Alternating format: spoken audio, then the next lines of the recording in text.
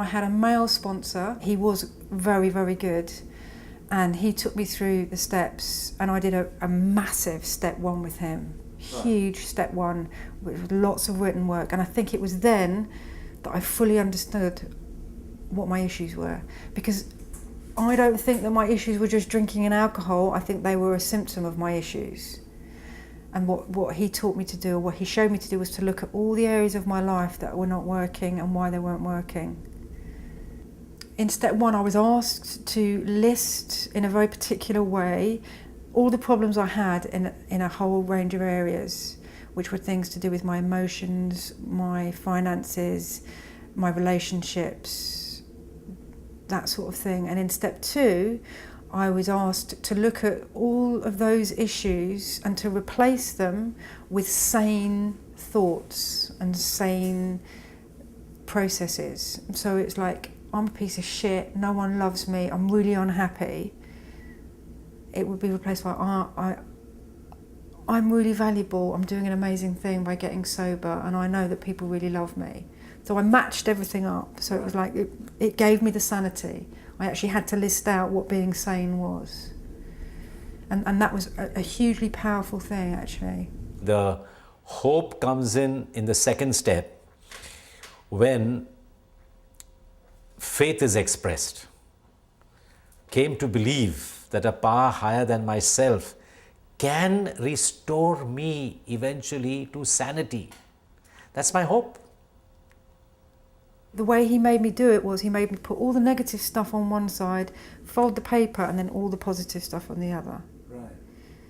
And the combination of that really made me see how insane my thinking was. Because on the left-hand side was nothing but self-hatred, vile, angry bullshit.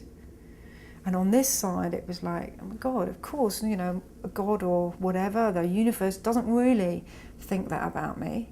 My family doesn't really think that about me. It's my interpretation, it's my perception. And that is insane. That I am allowing my life to be controlled by this negative bullshit in my head. It's just what I say, you know, it's like, how can I be happy, joyous, and free when I know I'm gonna fuck it up? You know, I'm gonna blow it. You know, that voice inside there, keep your head down, Kev.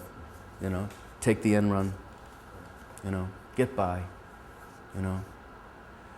An addict generally is a confused person with regard to love.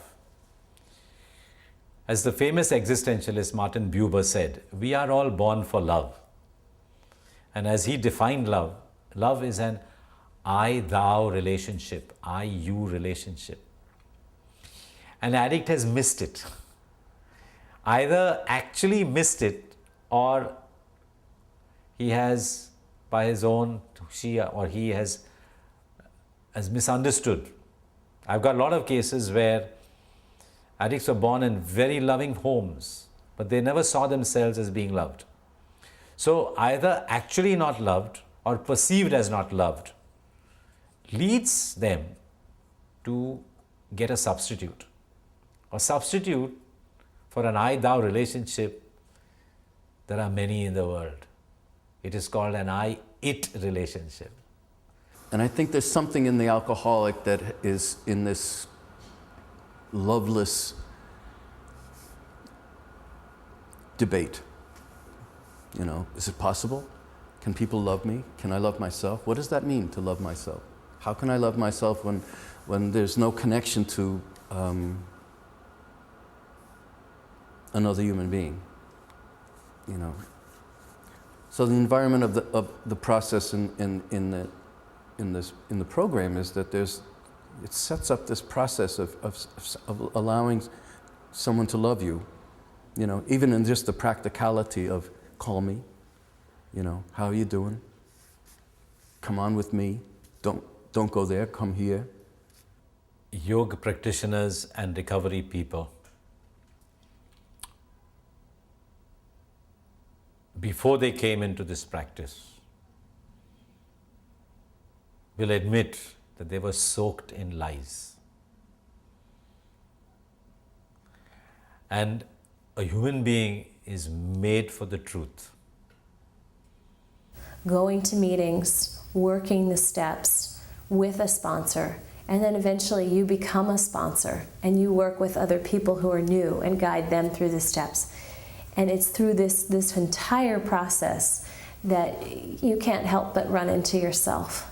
You can't help but you can't help but be confronted with yourself if you're sharing honestly.